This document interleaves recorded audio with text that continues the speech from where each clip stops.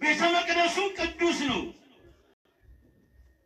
ስለዚህ አንድም ይህ ቤተ መቅደስ የተቀደሰ ስለሆነ የተለየ ስለሆነ ይህ ቤተ መቅደስ የከበረ ስለሆነ ይህ ቤተ መቅደስ በእግዚአብሔር ክብር የተመላ ስለሆነ ይህ ቤተ መቅደስ የእግዚአብሔር የአምላካችን የሱ ሥራ ብቻ የሚሰራበት የሚመለክበት ምስጋና ለክብሩ ምስጋና ለስሙ ምስጋና ለድንቅ ሥራውና ምስጋና ለአምልኮቱ የሚቀርብበት በተለየ መልኩ የአምልኮ ምስጋና የሚቀርብበት ምድራዊ ያልሆነ ሰማያዊ ሥርዓት የሚከናወንበት ሥርዓተ ሰማያት ተሰራ በምድር እንግዲህ ምድራዊ ያልሆነ ሰማያዊ ሥርዓት የሚከናወንበትና በተለየ መልኩ አምላካችን እግዚአብሔር ራሱ የመረጣቸው የወደዳቸው ያከበራቸው ገና ሳይሰራቸው ያወቃቸው በእናቶቻቸው ማህፀን እያሉ ለራሱ ለክብሩ መገለጫ ላደረጋቸው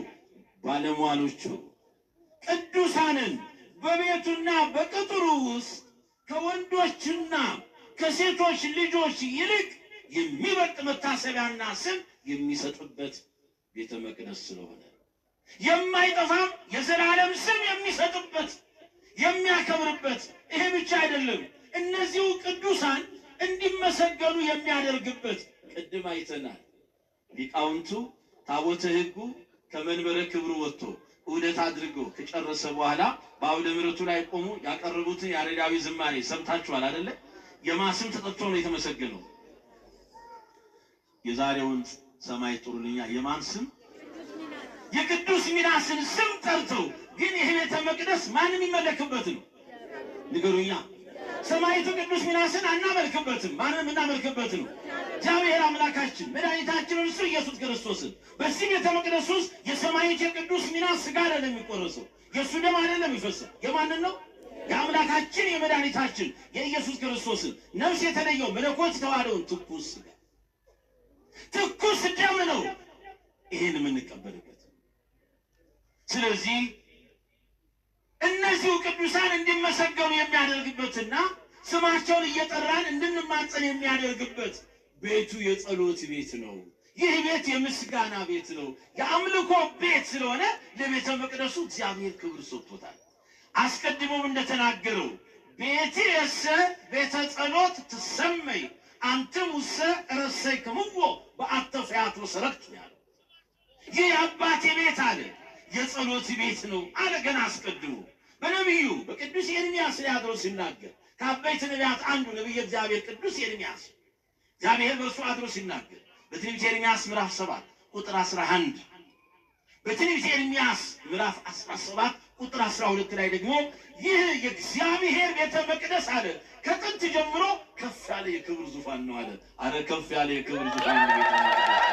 የእግዚአብሔር ልጅ ኤርምያስ 7:11 ላይ ይህ የአባቴ ቤት የጸሎት ቤት ነው እናንተ ግን የወንበዴዎች ዋሻ አደረጋችሁት ብሎ ራሱ አምላካችን መድኃኒታችን ኢየሱስ ክርስቶስ በዘመነ ሥጋዌው በመዋዕለ ስብከቱ ሰሎሞን ወደ ሠራው ቤተ መቅደስ ገብቶ የሚሸጡትን የሚለውጡትን ሸዋጮችን ለዋጮችን እርግቦቻቸውን መደባቸውን የሚለዋወጡበትን ገንዘብ ሁሉ ምን አደረገ ገለባበጠ ማቴዎስ ወንጌል ምዕራፍ 21 ቁጥር 12 እስከ 13 የሉቃስ ወንጌል ምዕራፍ 45 ላይ ማን የሉቃስ ወንጌል እንደምናገኘው እዚሁ ቁጥር ላይ ነው የምናገኘው በማቴዎስ ወንጌል ምዕራፍ 21 ከቁጥር 12 እስከ 13 ላይ ይህ ቃል ተጽፎ እናገኘዋለን በማቴዎስ ወንጌል ላይ በጅራፍ እየገረፈ ከቤተ መቅደሱ አስወጣቸው ቤቱ የጸሎት ቤት ነውና ቤቱ ቅዱስ ነውና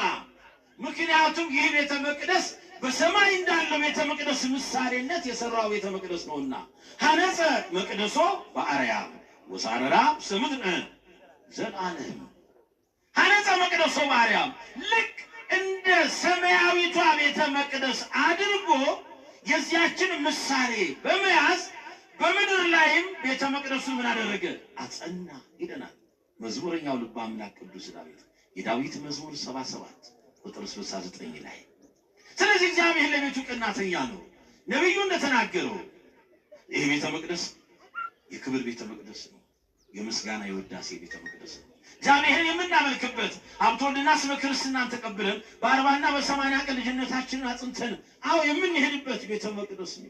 የእግዚአብሔር ልጆች ቤተ መቅደሱ ክብር አለው። ስለዚህ በዚህ ቤተ መቅደስ ውስጥ የሚከናወነው ሰማያዊ ስርዓት ነው፣ ምድራዊ አይደለም። ልክ በሰማይ እንዳለ ቤተ መቅደስ ምሳሌ አድርጎ በምድር ማጸናት ራዕየ ዮሐንስ ምዕራፍ 11 ቁጥር 19 ልክ በሰማይ مع الوقت كل شيء حوالينا بتغير. عفش البيت، لون الحيطان، ابني اللي صار أطول مني، لون الحيطان كمان مرة، السفرة اللي بطلت بس للأكل، ما في إشي بيضل على حاله إلا مكيف TCL. اشتريه وانساه. مكيفات TCL من مجموعة أبو طويلة. ስንት ዓመት ተቀመጠሽ? ስንት ዓመት ተቀመጠሽ? 12 ዓመት ተቀመጠሽ ወላዲተ አምላክ ድንግል ማርያም። ስለዚህ እርሷ እንደሱ ያሉ ቅዱሳን የእግዚአብሔር ባለሟሎች ደግሞ እንግዲህ ቅዱሳን መላእክት ደግሞ በክብር ከእርሱ ያንሳሉ። ከዚያ ቅዱሳን ጻድቃን፣ ቅዱሳን ሰማዕታት፣ ነቢያት፣ ሐዋርያት እነርሱ በስማቸው ሕንጻ ቤተ ክርስቲያን ይሰራል፣ እነሱ ይከብራሉ፣ እግዚአብሔር ግን ይመለክበታል። እየተግባባን ነው? አማኑኤል። ስለዚህ ዛሬ የቅዱስ ሚናስ በስሙ የተሰራው ቤተ መቅደስ አልቆ መንፈሳዊ አገልግሎት የተጀመረበት ቤቱ ለመንፈሳዊ አገልግሎት ተለይቶ የተሰጠበት ማለት ነው። ቅዳሴ ቤቱ ያልነው ይሄንን ነው ማለት ነው። ተግባብተናል? እንግዲህ ወደዚህ ሰማዕት እንምጣ። ሚናስ ማን ነው? ብዙ ጊዜ እንግዳ እንዳይሆን ጻድቅ ነው? ሐዋርያ ነው? ምንድነው ሚናስ? ሰማዕት ማለት ምን ማለት ነው? ምስክር። ምስክሩ ለማን ነው?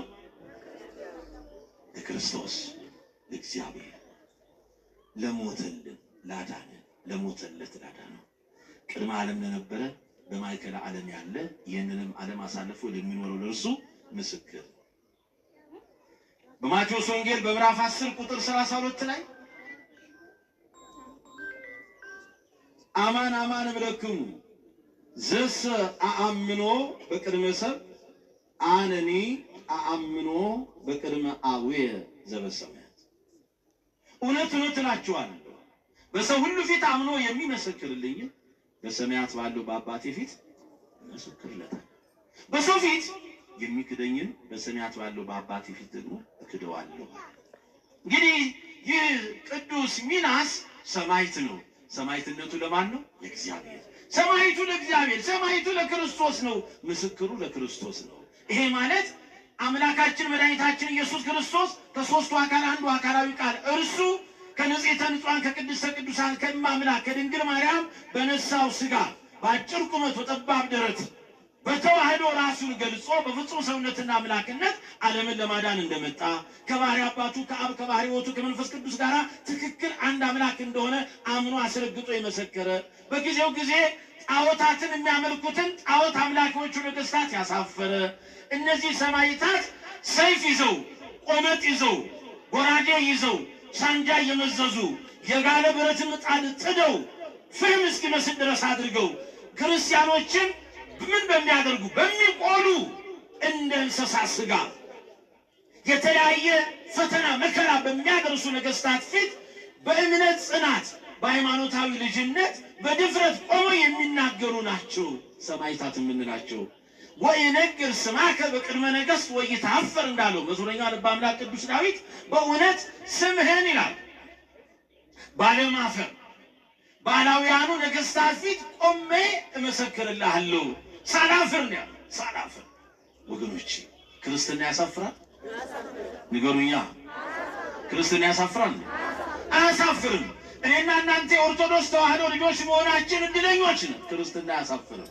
ስለዚህ ስምህን በእውነት አንተን በማያውቁ በእጃቸው ሰርተው አምላክ በሚሉ ግዑዛን ፍጥረታትን አምላክ አድርገው በሚያስቡ ራሳቸው ህሊናቸው በተሰወረባቸው በነገሥታቱ ፊት ቆሜ ስለ አንተ ስም እናገራለሁ እንዳለው መዝሙረኛው ይሄንን ምስክርነት ባላውያን ነገሥታት ፊት የሰጡ ናቸው ሰማዕታት። በደም ክርስትናቸውን አትመው የሄዱ ናቸው። አጥንታቸውን የከሰከሱ ስጋቸውን አዎ ተቆራርጦ ልክ እንደዚሁ አመድ እስኪሆን ድረስ አጥንታቸው እየተፈጨ በብዙ መከራ ያለፉ ናቸው። ሰማዕታት የምንላቸው እነዚህ ናቸው በደንብ። ምክንያቱም አማን መነኑ ሰማይ ጣማ ለዘዓለም ወከአው ደግሞ በእንተ እግዚአብሔር ስለሚል ወተአገሱ ሞተ መሪረ በእንተ መንግሥተ ሰማያት። ሰማዕታት የዚህችን ዓለም ጣዕም ናቁ ይላል። የዚህችን ዓለም ጣዕም ናቁ። ወከአው ደግሞ በእንተ እግዚአብሔር፣ ስለ እግዚአብሔር ሲሉ ደማቸውን አፈሰሱ። ወተአገሱ ሞተ መሪረ በእንተ መንግሥተ ሰማያት፣ ስለ መንግሥተ ሰማያት ሲሉ ደግሞ መራራውን ሞት ታግሰው ተቀበሉ። በሞት ላይ ግን ሕይወትን አድርገው ሄዱ። በሞት ላይ ሕይወትን፣ ይሄ የሚደንቅ ነው። ከሞት በኋላ ሕይወት እንዳለ አምነው ሄዱ። ስለዚህም ነው እስመ በእንቲአሁ ይቀትሉነ ሁሎ አሚረ ወኮነ ይጠብቃል ከማባግዕ ዘይጠበው ይላል መዝሙረኛው ልበ አምላክ ቅዱስ ዳዊት። የተወደዳችሁ የልዑል እግዚአብሔር ሰዎች በእውነት ስለ አንተ ቀኑን በሙሉ እንገደላለን እንደሚታረዱ በጎች ተቆጠርን ካለ በኋላ ይሄን ቃል አንስቶ ቅዱስ ጳውሎስ በወደደን በእርሱ ግን ከአሸናፊዎች እንበልጣለን አለ። እንበልጣለን ብላችሁ አመስግኑ። ከአሸናፊዎች እንበልጣለን በወደደን በእርሱ። ስለዚህ ሚናስ ማን ነው ስንል ባጭሩ ቅዱስ ሚናስ ግብፃዊ ነው። ከአባቱ ከአውዶክሲዮስ ከእናቱ ከአውፌሚያ በ284 ዓመተ ምህረት እንደ አውሮፓውያን አቆጣጠር ተወለደ። በእግዚአብሔር ፈቃድ ቸርነት በድንግል ማርያም አማላጅነት በወላጆቹ የእምነት ጽናት እግዚአብሔርን ተስፋ ማድረግና ሁሉን በእግዚአብሔር ላይ ጥለው በእርሱ በመታመን በጾም በጸሎታቸው እጅግ በዚህ ሁሉ መንፈሳዊ ተጋድሎ የተገኘ ልጅ ነው። ማነው እሱ? ሚናስ። አባቱ አውዶክሲዮስ፣ እናቱ አውፌሚያ ትባላለች። አውፌሚያ አፎሚያ ነው። ሚናስ የስሙ ትርጉም ታማኝ ማለት ነው። ምን ማለት ነው? ለማን የታመነ? ዛሬ ያቃተን ለእግዚአብሔር መታመን አይደለ ወገኖች? ለእግዚአብሔር መታመን አቅቶናል። ዘበውሁድ ምእመነ ኮንከ ዲበ ብዙ እሰይመከ በውስተ ፍስሐሁ ለእግዚእከ። በጥቂቱ የታመንክ በብዙ ሾመሃለሁ። ወደ ጌታ ደስታ ምን አድርግ? በጥቂቱ መታመን አቃተን። ተጠርተናል እኮ ተመርጠናል እኮ የተሰጠን ጸጋ አለ። ግን ይሄንን አጽንተን መጠበቅ አቅቶናል። ከክብር አነሰን፣ ከማዕረግ ዝቅ አለን። ጸጋችን ሁሉ ተጎሳቆለ። ግብራችን ስማችን አልገልጻለ። ስማችን ሌላ፣ ግብራችን ሌላ፣ ስራችን ሌላ ሆነ። እጅግ አስቸጋሪዎች ሆነ። ለሰውም ለእግዚአብሔርም አንመቻለን። ፍጥረት ሁሉ አንመቸዋለን። እኛ ሰዎች ክፋታችን ተለይቶ ከሰይጣን በለጠ። ምን እናድርግ ወገኖች? የትም አንሄድ፣ ማንንም አንክሰስ። ከሌ እንዲህ ነው ከሊት እንዲናት እንዳንል ራሳችን እንክሰስ። በድለናል፣ አምፀናል፣ በእግዚአብሔር ላይ ተገዳድረናል። ለእግዚአብሔር የማይገባ ነገር እያደረግን ያለ ነው። እግዚአብሔር የሚያዝንበትን ስራ እየሰራን እረፍት አጣሁ፣ ተጨነኩ፣ ጌታ ሆይ ድረስልኝ እንላለን። አትሳቱ፣ እግዚአብሔር አይዘበትበትም ይላል ቅዱስ ጳውሎስ። መጀመሪያ ራሳችንን ከኃጢአት እንደ ከበደል እንደ ከክፋት እንደ ለእግዚአብሔር የሚመች ማንነት ይኖራል። በፍጹም የልጅነት ጸጋ ውስጥ ራሳችን ለእግዚአብሔር ምርኮ አድርገን እንስ ከዛ በኋላ ሰላሙ አለ፣ ፍቅሩ አለ፣ ምሕረቱ አለ። እግዚአብሔር ከሁላችን ጋር ይሁን። አሜን አሜን። መልካም ነው አይደል? ማን ነው እሱ? ሚናስ። እንግዲህ ሚናስ የስሙ ትርጉም ምን ማለት ነው ስንል ሚናስ የሚለው የስሙ ትርጉም ታማኝ ማለት ነው። ምን ማለት ነው? ታማኝ፣ ክቡር፣ ከእግዚአብሔር የሆነ እግዚአብሔር ያደረገልኝ እግዚአብሔር በእኔ ላይ ይሁን ያለው ማለት ነው። ማን ይሁን ይበለን? በእኛ ላይ ንገሩኛ። ማን ይሁን የሚለው ያምራል። ንገሩኛ። ማን ይሁን ይበለን? ልክ ለሚናስ ለእናቱ ለአውፌሚያ ይሁን ብሎ እንደሰጣት ለእኔና ለእናንተም ከምንጨነቅበት ግራ ከተጋባንበት ተስፋ